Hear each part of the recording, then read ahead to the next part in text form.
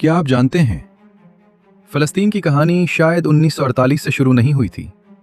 क्या इजराइल के क़याम से कई दहाइयां पहले ही फलस्तीन के मुस्तकबिल के बारे में एक सियासी मंसूबा बनाया जा चुका था।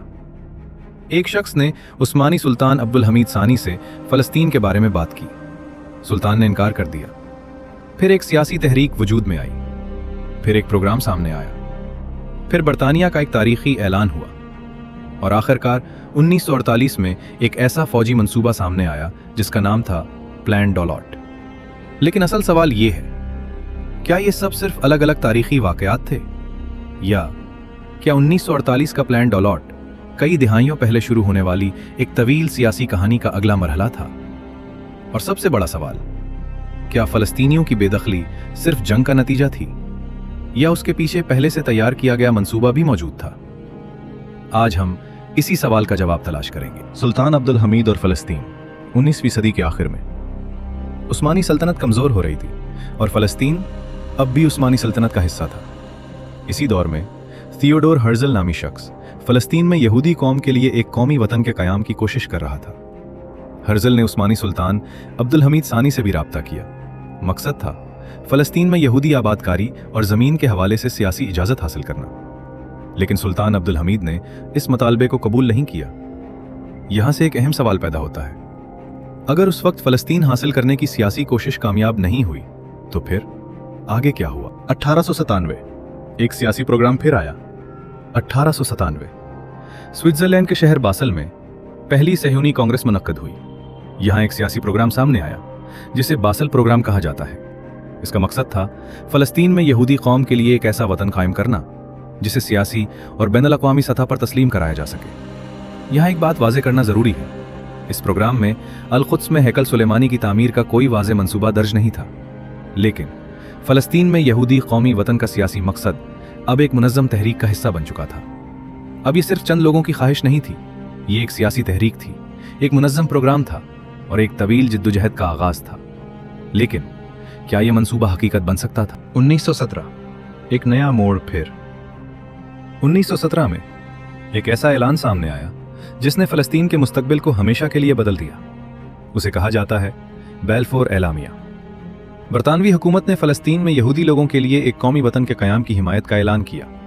लेकिन उस वक्त फ़लस्तीन में पहले से एक बड़ी अरब फ़लस्तीनी आबादी मौजूद थी और यही वो मकाम था जहां एक बुनियादी तजाद पैदा हुआ।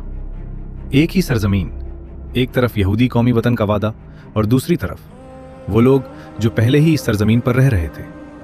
फिर उस्मानी सल्तनत ख़त्म हुई, बरतानवी मैंडेट आया और फ़लस्तीन का सियासी मुस्तकबिल मज़ीद पेचीदा होता गया। 1948 प्लान डॉलाइट और फिर मार्च 1948 एक फ़ौजी मंसूबा तैयार किया गया, नाम था प्लान डॉलाइट। ये मंसूबा यहूदी फ़ौजी क़यादत ने तैयार किया था। इसमें यहूदी इलाकों, अहम रास्तों और मुस्तकबिल की रियासत के लिए अहम समझे जाने वाले इलाकों पर कंट्रोल हासिल करने की बात की गई। मंसूबे में बाज़ हालात में फ़ौजी कार्रवाई, इमारतों की तबाही और आबादी को इलाके से निकालने से मुताल्लिक़ हिदायत भी शामिल थी। और यही वो मकाम है जहां तारीख दो मुख्तलिफ रास्तों में तकसीम हो जाती है। कुछ मुअर्रिखीन कहते हैं कि प्लान डॉलाइट फ़लस्तीनी इलाकों पर कब्ज़ा और फ़लस्तीनी आबादी की बेदखली के लिए एक अहम फ़ौजी फ्रेमवर्क था, जबकि दूसरे मुअर्रिखीन कहते हैं कि यह पूरे फ़लस्तीनी अवाम को निकालने का कोई उमूमी हुक्म नहीं था, बल्कि जंग के हालात में दिफा और फ़ौजी कंट्रोल के लिए तैयार किया गया मंसूबा था। लेकिन इस मंसूबे के बाद 1948 में जो कुछ हुआ उसे नज़रअंदाज करना भी मुमकिन नहीं। निकबा, जब लाखों लोग बेघर हुए 1948 की जंग के दौरान, बड़ी तादाद में फ़लस्तीनी अपने घरों से बेघर हुए। कई गांव खाली हो गए, कई ख़ानदान अपनी ज़मीन छोड़ने पर मजबूर हुए और बहुत से लोग कभी वापस अपने घरों को नहीं जा सके। फ़लस्तीनी इस सानहे को कहते हैं निकबा, यानी अजीम तबाही। यहीं से प्लान डॉलाइट और निकबा के दरमियान तारीखी बहस मज़ीद गहरी हो जाती है। कुछ मुहक्किकीन कहते हैं कि प्लान डॉलाइट ने बेदखली के लिए फ़ौजी रास्ता फराहम किया, जबकि दूसरे कहते हैं कि बेदखली जंग के मुख्तलिफ हालात, मकामी लड़ाइयों, फ़ौजी कार्रवाइयों और दीगर अवामिल का नतीजा थी, ना कि पूरे फ़लस्तीनी अवाम को निकालने का एक मरकज़ी हुक्म।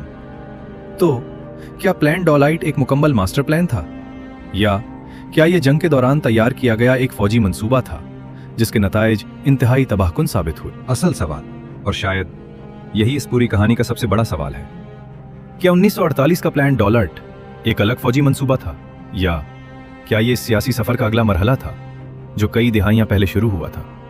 सुल्तान अब्दुल हमीद का दौर, थियोडोर हर्जल, 1897 का बासल प्रोग्राम, 1917 का बेल्फोर एलामिया और फिर 1948 का प्लान डॉलर्ट। क्या ये सब एक ही मुसलसल मंसूबे के मुख्तलिफ मराहिल थे, या ये मुख्तलिफ अदवार के अलग अलग सियासी और फौजी फैसले थे? तारीख हमें दस्तावेजात दिखाती है, लेकिन इन दस्तावेजात की तशरीह आज भी मुतनाज़े है।